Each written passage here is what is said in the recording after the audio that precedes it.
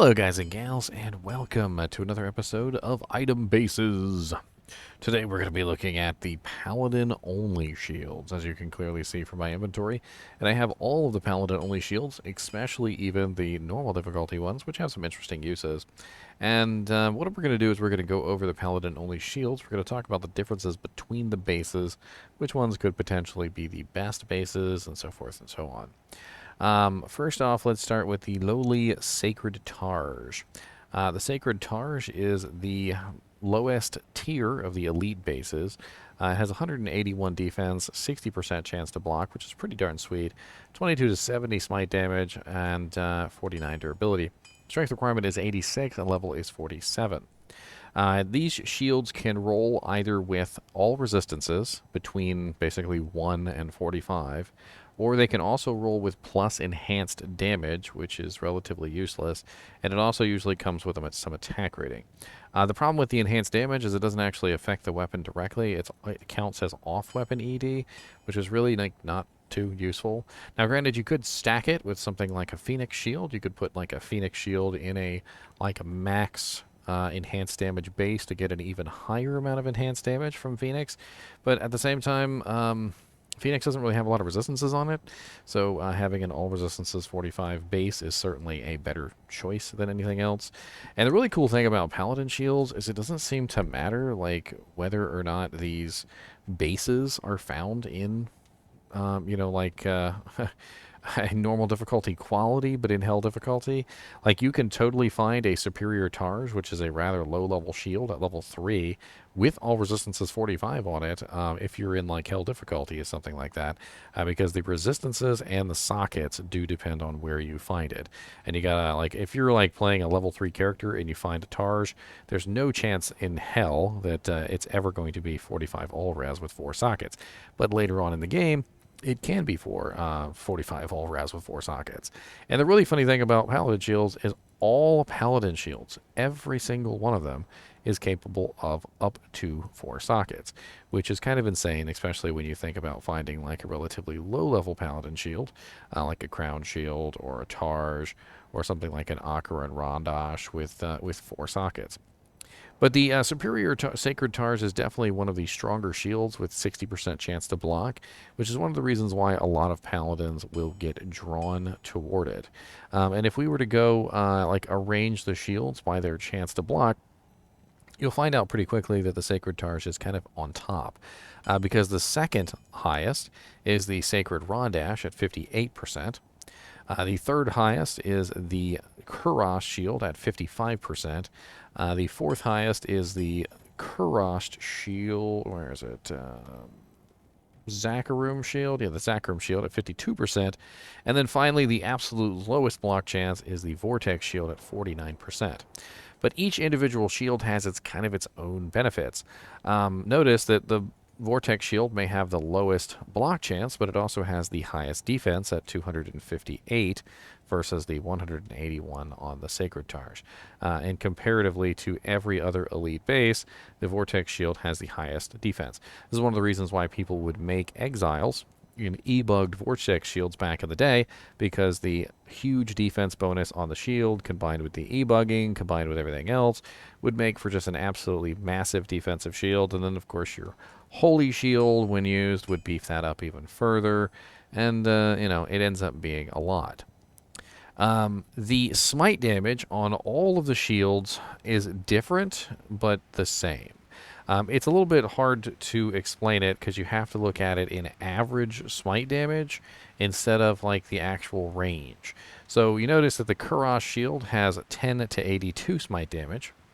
The Zakarum shield has 46 to 46, so it's a flat number. The superior Sacred Rondache has 35 to 58.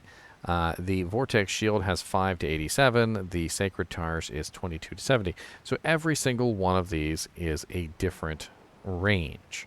However, if you add up the two numbers for all of them and you divide them by 2, you come up with the same average damage on pretty much every single one. And we can do this real quick on stream, because why not? So let's take the average damage for the Kurast shield, which is 10 to 82. So 10 plus 82 divided by 2 equals 46, right? So we've got 46. The Zakarum shield is 46 to 46, so 46 plus 46 equals 92 divided by 2, again, 46. We take the superior sacred Rondache, which is 35 to 58, right? So 35, 35 plus 58 divided by 2 is 46.5. So as you can see, this shield has a 0.5 better damage than the others. Let's check the other shields. So the Vortex shield is 5 to 87, so 5 plus 87, 82 divided by 2, 46. So the Vortex shield is the same, 46. 22 to 70 on the Sacred Targe, plus 70 divided by 2 is 46. So as you can see very clearly, if we divide out all the shields and find their average smite damage per second or per hit or whatever you want to call it, all of them have the exact same average damage, with the exception to the Sacred Rondache, which has 46.5. So a very bare minimal 0.5 higher than the other shields. So that is one of the things that the superior Rondache, or Sacred Rondache, has over the other shields. It's not defense, it's not chance to block, because it's not the highest in chance to block, it's not the highest in defense, but it is the highest in smite damage out of all of the shields. The Vortex shield is the highest in defense out of all the shields, with the lowest block chance. The Sacred Targe is 60% block chance, so it is the highest block chance, with essentially one of the lowest defensive numbers, from what I can tell. Only the Kurast shield seems to be a little bit lower than the Sacred Targe. And then on top of that, we have the Kurast shield, which seems to be kind of dead center with everything. It has kind of like medium block chance, medium defense, medium everything, and including requirements, which is also a big thing to think about. The Targe has 86 strength requirement, which is relatively low, whereas the Vortex shield is 148, which is pretty darn high. It's close to a Monarch shield.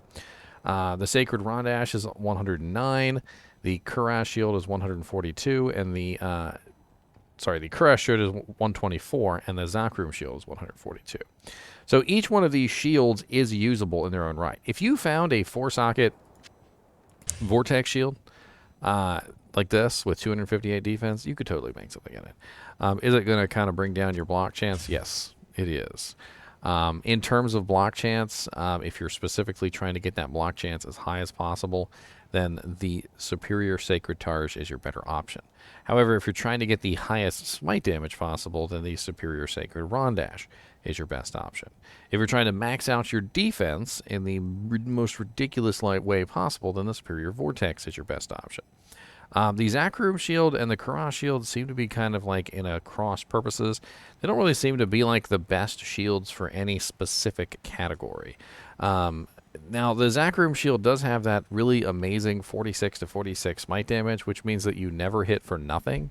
Whereas some of these shields have very low bottom ends, like the Vortex shield has a smite damage of 5, and the, on the bottom end, which is just absolutely nothing. Whereas the, Zakarum shield has that 46 to 46, which means it's never going to hit for as low as 5, like the superior Vortex shield, but it's never going to hit for as high as, something like the 82 or the 70 or the 87 of the Vortex shield or the Sacred Targe. And, some people bet on those high numbers. So if you're trying to make sure that you always hit for a steady amount of damage, then the Zakarum shield makes sense, because you're never going to hit low, but you're never going to hit high either. Whereas a shield like the Vortex shield with the 87 will sometimes hit low, but you will also get lottery hits where you will sometimes hit extremely high.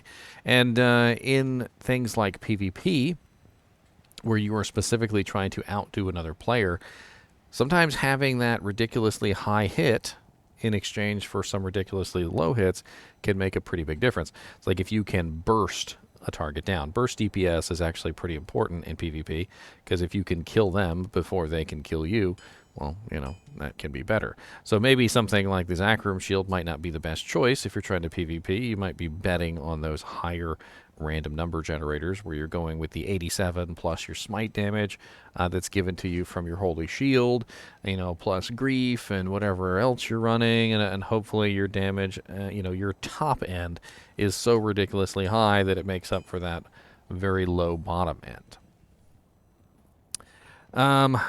If I had to rate these shields based on like what you'd want to find for a character, it definitely does seem like the Superior Sacred Targe is the top of the line. The Superior Sacred Rondache is right behind it because, of course, you get the better smite damage in exchange for a little bit of block chance, so 2% block chance loss for 0.5 extra smite damage. The Vortex shield is by far, I think, one of the worst of the lot, although it is just so pretty. It is the prettiest one, I think, out of them all, in terms of, just sheer looks. And it does have the highest defense, but like I said, due to the fact that E-Bug has been taken away, that defense kind of doesn't really matter as much anymore. It's not really a huge difference over the 181 on the Sacred Targe. Not enough to really be worth it. And the block chance is so much lower that it doesn't really work out. The only reason I could see using the Vortex shield over any of the others is just simply like for either style points, A, or if you're deliberately trying to sabotage your block chance down, which some characters actually do, but I don't know why a Paladin would. The Kurast shield and the Zakarum shield are kind of like mid-rangers, and if you did find an all-resistance 45 Kurast shield or an all-resistance 45 Zakarum shield, it's certainly not terrible to make your rune words in these items. It's sometimes finding an all-res 45 Superior Sacred Targe or an all-res 45 Sacred Rondache is among the hardest things to do in the game. So if you come across a 4-socket Kurast shield or a 4-socket Zakarum shield with 45 all-res, that's already a GG level shield, and you might as well just use it. Later on, if you do happen to come across, the top of the line shields, then that's up to you. Now, as far as the non-elite variants, so the normal and the nightmare difficulty shields, you'll notice that there's a pretty big difference in the block chances. So the block chance goes down from 55 to 50, and then 50 to some really low defense on the Heraldic shield. And then we also have the Zakarum shield goes from 52 to 52 to 52.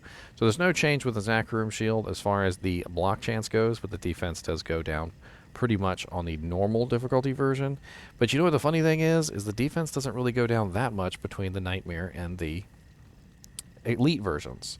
The main difference, of course, between any of these shields in their different forms is the smite damage. You'll notice that the lower tier shields have like 3 to 9 smite damage, and then it goes up to 18 to 24, and then it goes up to 10 to 82.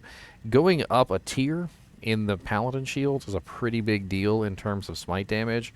Not a huge deal in terms of the other effects, although some of them do have some pretty drastic changes. Whereas the Zakarum shield doesn't really go down that much, the block chance stays the same. The Superior Sacred Rondache goes from 58% chance to block to 45, which is just absolutely terrible. The Sacred Targe goes from 60 to 40, which is also terrible. And the Vortex shield goes actually up, believe it or not, from 49% chance to block to 55. And I don't know why that is particularly. You can actually look it up on the site, but the Vortex shield gets sabotaged when it gets upgraded to its elite form. And I'm actually going to double check this on the website, and it is true. So the Royal shield, if you're not smiting, if you find a 4-socket Royal shield, it's actually a pretty good option. Because that 55% chance to block is, of course, better than the 52 on the Zakarum, and it's the same as the 55 on the Kurast shield. It's better than the 49 on the Vortex, and it's close to the 58 on the Superior Rondache and the 60 on the Sacred Targe. A lot better, of course, than the 49. And it still has pretty high defense. So if you find like a Royal shield with 4 sockets early on, it can actually make a really good spirit base for a while until you find those Superior Sacred Targe, Superior Rondaches, or whatever it may be. Now, in my experience, I've never waited. Um, I don't think that that's something that you should ever do, because sometimes you will never find a very nice 4-socket Superior Sacred Rondache, and if you wait forever to try and find one, you're just gonna gimp yourself until you find it. Now, the only exceptions I would make to this rule is, like, for instance, say you were trying to find like a perfect Superior Sacred Targe 3 sockets for your Dream Shield. That might be a situation where you would wait for a good base. You definitely don't want to waste a Jaw Rune in a shield that has poor resistances. Now, it doesn't necessarily have to be 45 all res. 45 all res is perfect. Instead, it could potentially be anywhere between, like, say, 38 to 45. Anywhere in that range is usually pretty good. You're not going to miss, like, 1 or 2 resistances here and there. Like, if you found, like, literally a 15% enhanced 44 all res Superior Sacred Targe, nobody's going to laugh at you if you throw your Dream in a 44 instead of a 45. It's a very good base. Now, as far as the low-level shields go, they're actually excellent to beef up a low-level character. Like, for instance, if you happen to be leveling a sorceress or a necromancer or an Amazon or something, and you happen to come across an all-resistance 45 level 3 shield, like the Superior Targe, or maybe the Crown Shield at level 18, or maybe the Akaran Rondache at level, the Rondache at level 6, the Aaron Shield at level 15, or the Heraldic Shield at level 12. Any of these, if found with 4 sockets and 45 all-res, make the most amazing low-level shields for Paladins, just in general. Like, if you want to really stack up the resistances and the amazing effects on these characters, finding one of these early on and tagging on, like, some chipped diamonds, which you can take out, of course, or some flawed diamonds, or whatever level the character tends to be, or if you find like a 3-socket version, you could put Ancient's Pledge in it, or a 2-socket version, you can put a Rhyme Shield in it. And there's just so many good rune words for shields between Rhyme, Splendor, Sanctuary, Spirit, Dream, Phoenix, and Exile, which let me remind you guys, Exile is Paladin only shields. Don't make the mistake of making Exile in a non-Paladin shield. There's just so many different good rune words that you can put into shields. Specifically low-level ones, Ancient's Pledge is one of the easiest ones to do. And if you could imagine, if you have a 45 all-res, like, level 3 shield, once you get up to a high enough level to do Ral or Tal, which is Ancient's Pledge, you have 45 all-res plus the amazing resistances of Ancient's Pledge, which pretty much fixes all your resistances problems until, like, beginning of hell difficulty, when you start hitting those massive penalties, and it can very easily carry you through most of the game. Rhyme Shield is also a very good option in a 2-socket shield. Like, for instance, if I found a Superior Crown Shield with 2 sockets and all res 45, I'd throw Shale Eth in there, and I'd make myself a Rhyme, which has all resistances on it as well as Cannot Be Frozen, which comes in really handy for a melee character early on. And then on top of that, you also get some nice other effects like Magic Find, faster blocking, and so forth.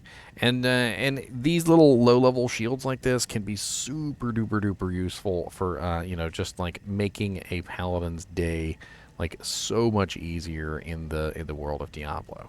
And it doesn't really matter which one, to be honest with you. Any of these shields, if you find them at a low level, you can just pick them up, and even if you have no intention of actually playing a Paladin, if you happen to ever find a 45 all-res, like level 3 shield like this, with maybe 3 or 4 sockets, or even 2 sockets, think about your friends, your Paladin buddies. Be like, hey, I found a freaking 45 all-res shield. It's level 3. Do you want it for your Paladin you're thinking about building? And they'll be like, yes, give it to me. I think that pretty much covers the Paladin shields. I hope that for those of you who have had issues, maybe figuring out which Paladin shield to use, what the differences between them are, and why you would want to choose one over the other, I hope I've demystified it a little bit for you. As always, I do appreciate you guys and gals watching my videos, even when we're talking about beautiful, beautiful hunks of steel that we're probably going to slide down the mountain on, sledding. I always think it would be fun to sled on a shield. I bet you they probably did back in the day, right? when they weren't at war, they're like, oh, let's grab Dad's shield and let's sled down the hill. So as always, thanks for watching, and go sled down a hill on your shield.